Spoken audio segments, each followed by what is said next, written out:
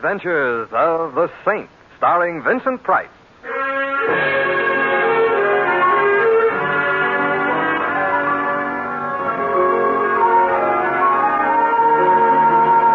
The Saint, based on characters created by Leslie Charteris and known to millions from books, magazines, and motion pictures.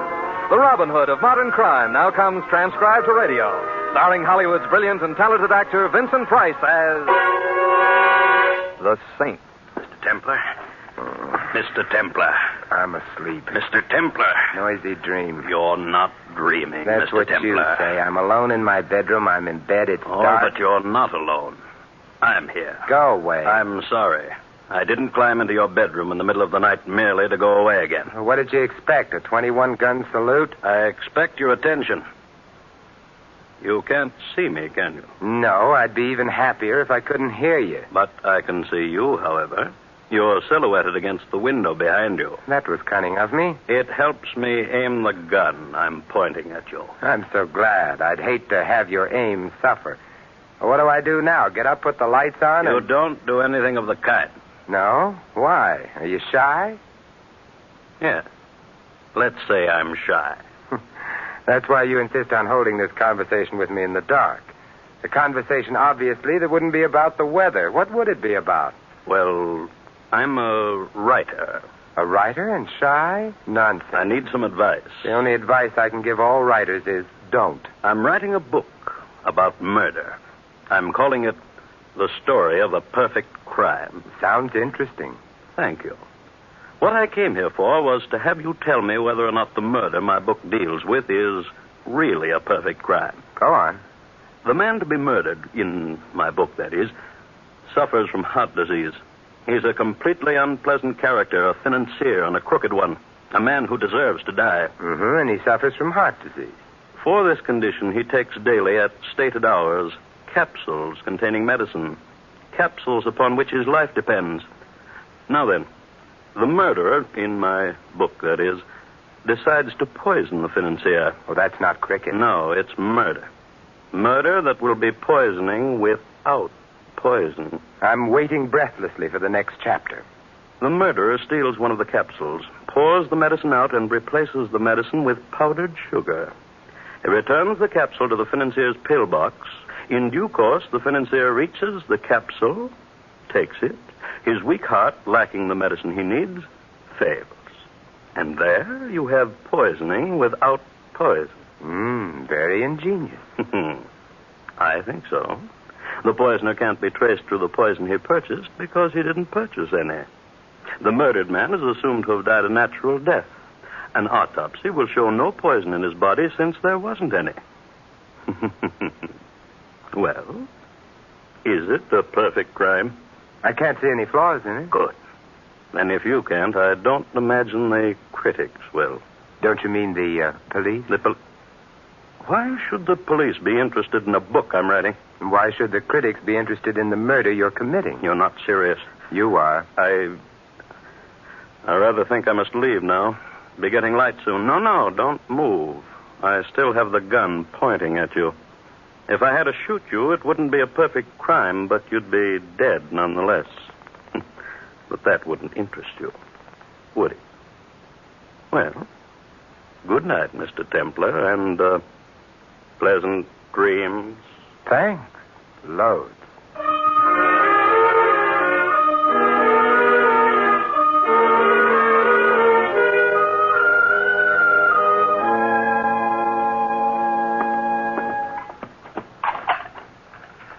Coffee? Your toast, Mr. Templar, and the morning paper. Oh, thank you. You're up early this morning, aren't you? I couldn't sleep. Hey, any resemblance between this toast and toast is purely coincidental. What does your chef do, tan the stuff? Oh, no, Mr. Templar. He probably uses old shoe leather. Hey, what's the matter? Don't you like the headlines? Can't say that I do. Frank A. Clark, noted financier, dies of heart attack as police arrest him for alleged embezzlement. Oh. Was he a friend of yours, Mr. Templar? No. But he was a financier. He was crooked, and he had a weak heart. No wonder he died when he got arrested. Depends on whether he took medicine in capsules. What depends on that, sir? Murder, my friend. Murder.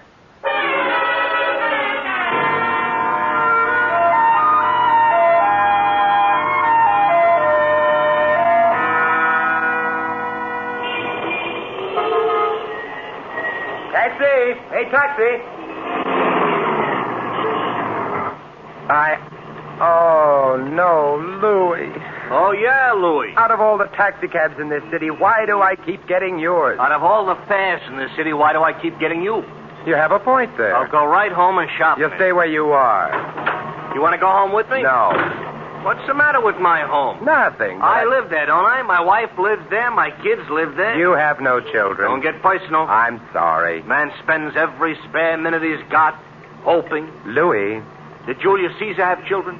Did Alexander the Great have children? Did Napoleon have children? Yes.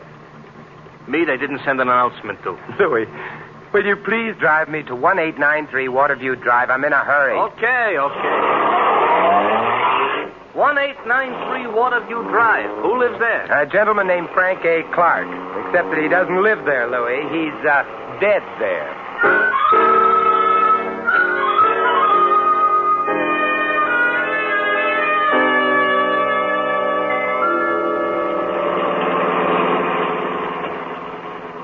You're going to keep company with a corpse, Mr. Templar? I am going to visit his surviving relatives, if any. Why? Does it occur to you that it might be none of your business? Sure. It's none of your business? Well, now that we got that clear, why are you going to visit his Louis, relatives? stop the car, quick! So I stopped. What happened? We've reached 1893 Waterview Drive. Oh, I'm careless about little details like that. Here, Louis, and don't forget to mention it to your income tax collector. I'll write to him. Hey, don't you want me to wait? No, but you will, Louis. You will.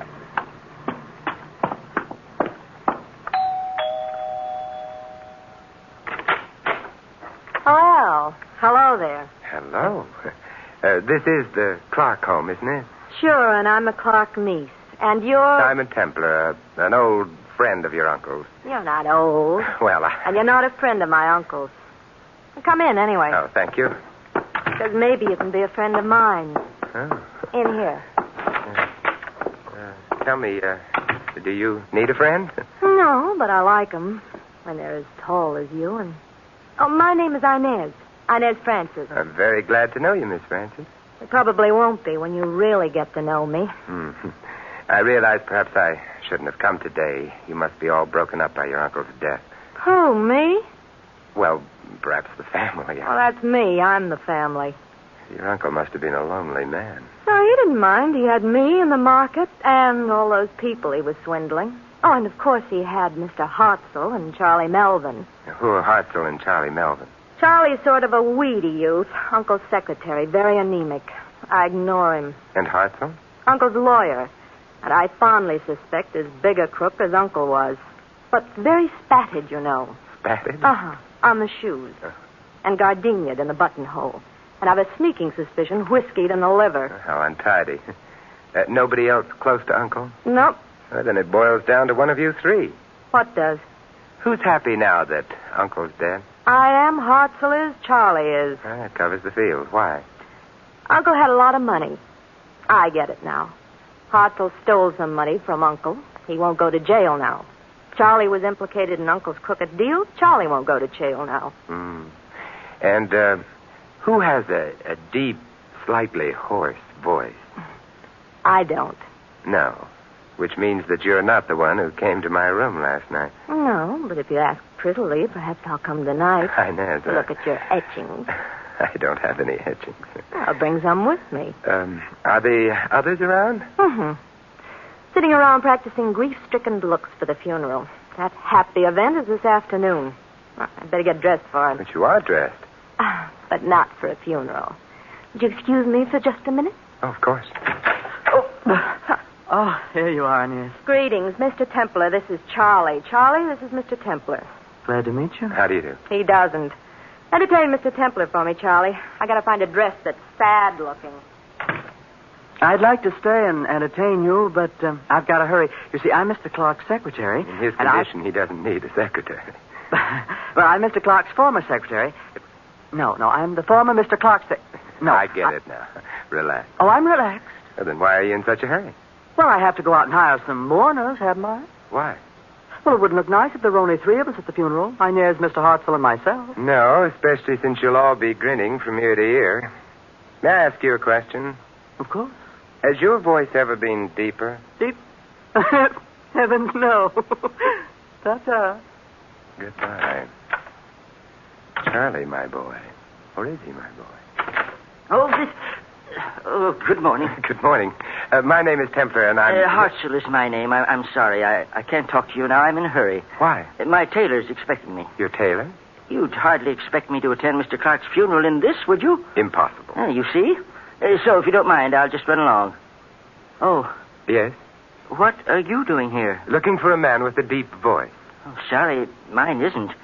But why are you looking for a man with a deep voice? He told me how Mr. Clark was murdered. Well, that explains it. What?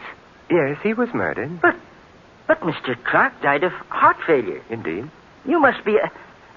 I demand an explanation immediately. You've forgotten one thing, Mr. Hartzell. What's that? Your tailor is waiting. But I... And tailors are sometimes very temperamental. Besides, we can discuss this some other time. This evening? This evening.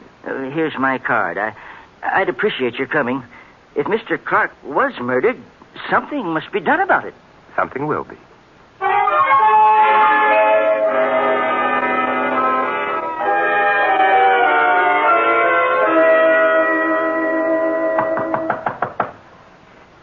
Who knocks at my gate?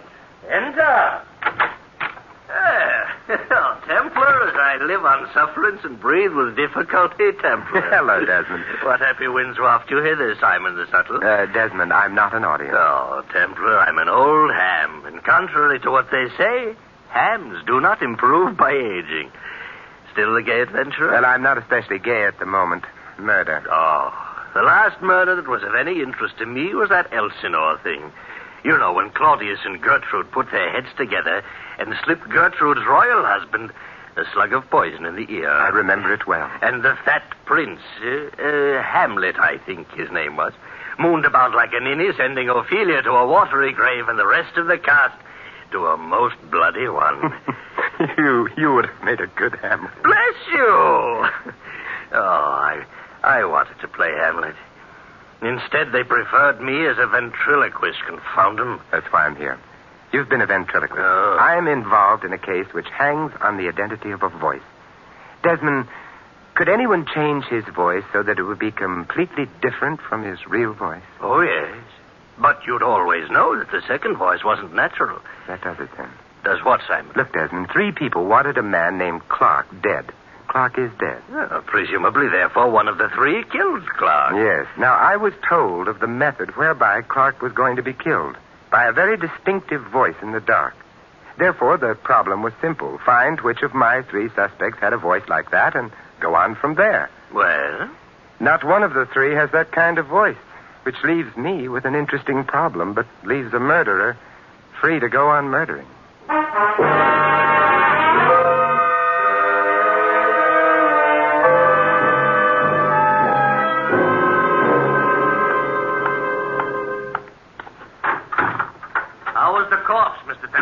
Dead. Louis, I want the nearest bookstore. You can't have it. It belongs to a guy named Pestlethwaite. Would you please drive me there quickly? Okay. What's the matter?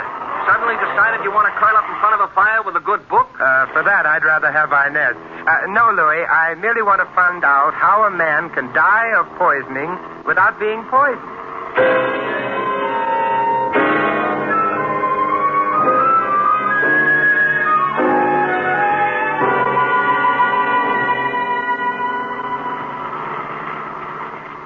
Stay in that bookstore very long. What's the matter? You didn't like Pestlethwaite? He didn't have the book I wanted. I know a place. Not that kind of book, Louis. What I wanted was a book on heart diseases. Oh, light reading, huh? Interesting. Heart diseases. These stores had one book on heart disease in stock until yesterday. So? Yesterday, the book was sold to a man, Pestlethwaite told me, who behaved in a strenuously agitated fashion. A man named Hartzell. Maybe the name was bothering you. Which reminds me, where am I taking you? Naturally, Louis, to a man named Hartzell.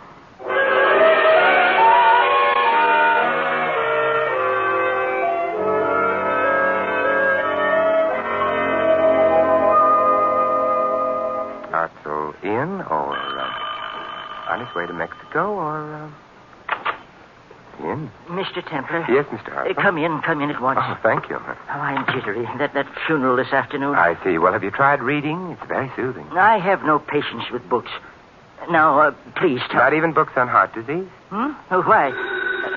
Excuse me. Hello? Oh, yes, Inez. What? Oh, how dreadful. Oh, yes, at once. Goodbye.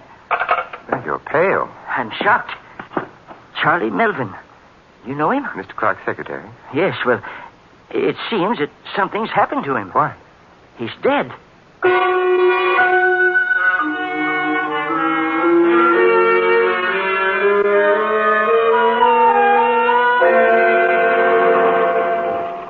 Tell him to hurry. Templar, hurry. Oh, we're almost there. Mr. Hartzell, did Inez say who discovered the body? Oh, yes, she did. She'd been visiting some friends, returned home, and... Couldn't have been an accidental death. Coincidence doesn't stretch that far.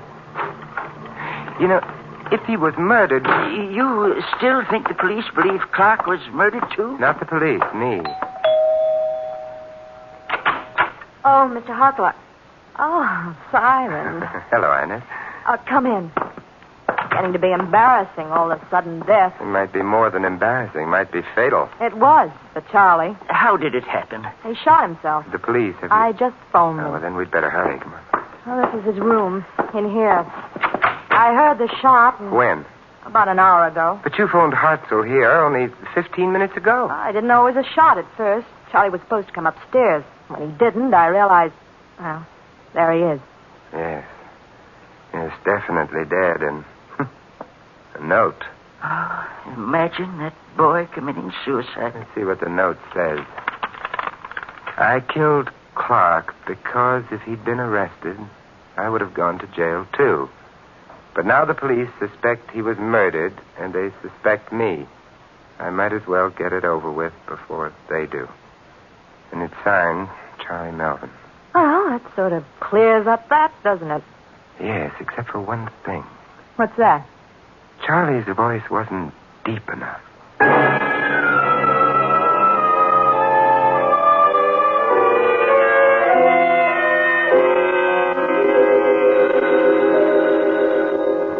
Alexander Graham Bell's little invention should sometimes be strangled. I'm asleep, and so should you be. Templar? Yes. Hartzell? Listen, I'm at the Ensign Club on Trocadero. Yes? I couldn't go home. Charlie's death so soon after Clark's. Anyway, remember that voice you told me about? I remember it very well. I just heard it. What? The man with the voice like the one you described was here. I'll be right over.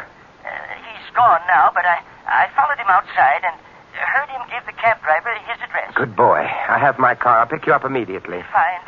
We can go right after him. It's some distance outside the city. Look, I'd travel to the North Pole for him. You don't measure miles when chasing phantoms.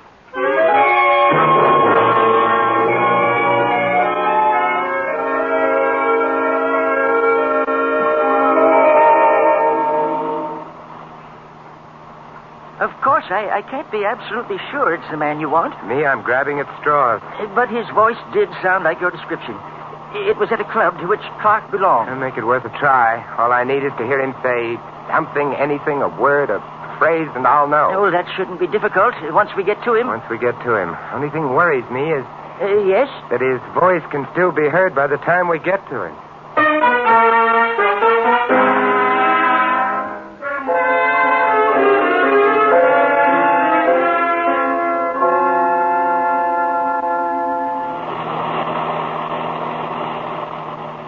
Halfway to the North Pole, so you didn't take me literally, did you? You shouldn't be much farther.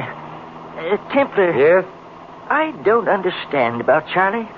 I can't see him murdering Clark somehow. You don't believe he did it? Do you? Not especially. Oh, why not? I don't know. Intuition, maybe. Ooh, our little stranger likes seclusion, doesn't he? Evidently. You know, the police accepted that suicide note without question. Did they? There's the house. Oh, there aren't any lights showing. Well, he must have got here sometime before us. Went to bed, I guess. Yeah, probably. I wonder. Do you think he'll recognize you? Oh, probably. I couldn't see him, but he saw me. Well, that might be bad. Are you armed in case he tries anything? No, but we'll manage. Well, suppose he refuses to say anything at all. Well, that in itself would answer our question, wouldn't it? We ring? Certainly. Nothing if not courteous. It's so dark out here. So far from anything. Yeah, dark and lonely. You put it beautifully. He doesn't answer. Try the door. Very well. It's open. Good. Then we can walk right in. I can't see a thing. Here, wait a minute. I'll light a match. There, the light switch to your left, Hartzell. Oh, yes. Yes, of course. Oh, that's much better. Now, then... it's a very charming house you have here, Mr. Hartzell. What did you say? I said you have a very charming house here. My house? Well, you didn't really think I was fooled, did you? That voice you heard in your club was a fiction. It had to be. Our trip here was planned by you, so that we'd be alone here. Well, why would I want that? The better to kill me, my friend. Kill you say? That's what I say. Why would I want to kill you? And because, like yourself, I think that suicide note of Charlie's was a fake. Oh, I never said... I did. It is a fake. How did you know? The note ran to the effect that Charlie was committing suicide because the police suspected him of murdering Clark. But the police didn't suspect Clark of being murdered. Perhaps not, but you did. Yes, but Charlie didn't know that, Mr. Hartzell. I didn't tell him. Oh, very well. Just stay right where you are. What a handsome revolver. I did kill Charlie, so that there wouldn't be any investigation into Clark's death. I couldn't afford that. If you kill me, there will be an investigation. No, because no one knows you came here with me. You're not going to die. You're going to disappear. Oh?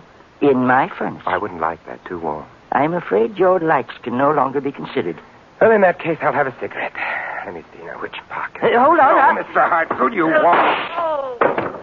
Oh, my, you dropped your revolver. Now I have two. You said you weren't armed. I'm such a liar. But then, you see, I knew when you asked me why you asked me. So perhaps I'll be forgiven. Templar, I killed Charlie, but I didn't kill Clark. I swear I didn't. Good heavens, Mr. Hartzell, I never for a moment thought you did.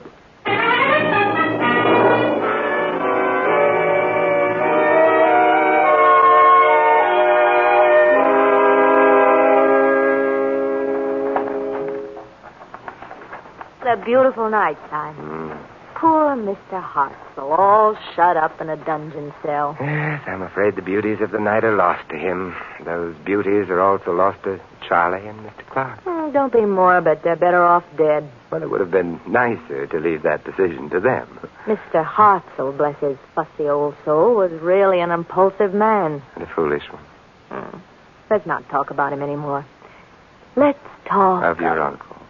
Why? Because Hartzell didn't kill him. Oh? A man came to me in the middle of the night, in the darkness, so that I never saw him, and told me of a plan to murder Mr. Clark. It was a good plan, absolutely undetectable. The man left. All through this case, I've been looking for a man with a voice like the one that told me of murder. And? There were 3 people involved. Yourself, who'd get the money if Clark died. Charlie, who'd be saved from jail. Hartzell, who'd be free of embezzlement. Uncle certainly spread a lot of joy when he died. Charlie was murdered by Hartzell, but Charlie's was not the voice that spoke to me, nor was Hartzell's. Then whose voice could it possibly have been? That's the central problem. All right, why did the man come to me in the first place? Well, according to you, to make sure his method of murder would never be detected. But in coming to me, my dear, didn't he make sure of the very opposite? Oh. Well, then, he must have wanted you to... That's right. He wanted me to detect murder, but why? Obviously not because he was going to murder anyone. I don't understand. The only voice in this case that I haven't heard is the voice of your uncle. My uncle? He was my visitor. But why? Why did he do it? Because nobody was going to murder him. Well, what could he hope to accomplish? What he did accomplish. Inez, your uncle was an old man with heart disease on the verge of being arrested for theft, swindling. He knew he wouldn't survive even the shortest prison term. He probably suspected that the strain of the arrest itself might be fatal. And it was. But before he died, he wanted revenge on the lawyer who cheated him and on the secretary who deserted him. So he came to me with his story, figuring that when he died, perfectly naturally, Murder would be suspected where no murder had taken place. And it worked, didn't it? Because Hartzell killed Charlie. Hartzell himself is going to die for it. Yes. Your uncle must have been quite... Simon. Yes? There's a moon. We've talked of unhappy things long enough. Mm-hmm. Got any etchings? Mm-hmm. Hey, wait a minute. I thought you didn't have any the last time I asked you. The last time you asked me, my dear, you were a suspect for murder. Now... No? Now you're beautiful, you're blonde, and... Yes. It's just plain murder.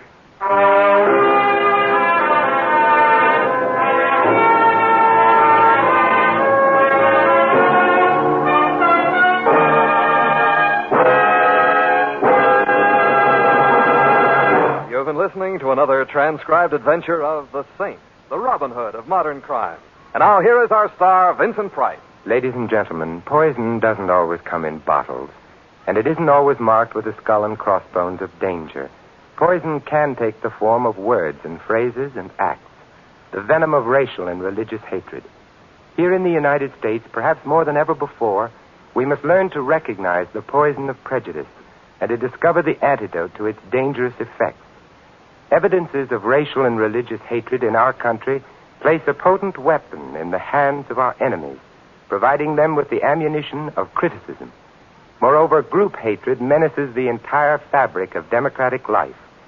As for the antidote, you can fight prejudice, first by recognizing it for what it is, and second by actively accepting or rejecting people on their individual worth, and by speaking up against prejudice and for understanding. Remember, freedom and prejudice can't exist side by side. If you choose freedom, fight prejudice. This is Vincent Price inviting you to join us again next week at this same time for another exciting adventure of the Saint. Good night.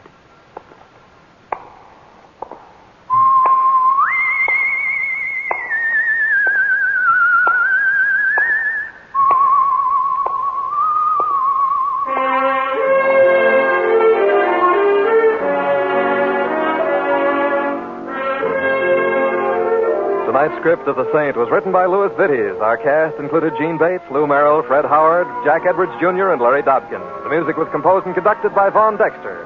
The Saint, based on characters created by Leslie Charteris, is a James L. Safier production and is directed by Helen Mack. Vincent Price is soon to be seen co-starring in RKO's production of His Kind of Woman. All you Saint fans will be glad to know that the Saint comic books are now on sale at all newsstands. Your announcer is Don Stanley. Programs, get your programs here. Tomorrow night, hear Night Beat, the adventures of newspaper reporter Randy Stone, as portrayed by Frank Lovejoy. Listen as Randy works the night beat of a newspaper in search of unusual, interesting stories. That's Night Beat tomorrow night. Next, Sam Spade cuts a caper. Then Zeno Franciscati plays on NBC.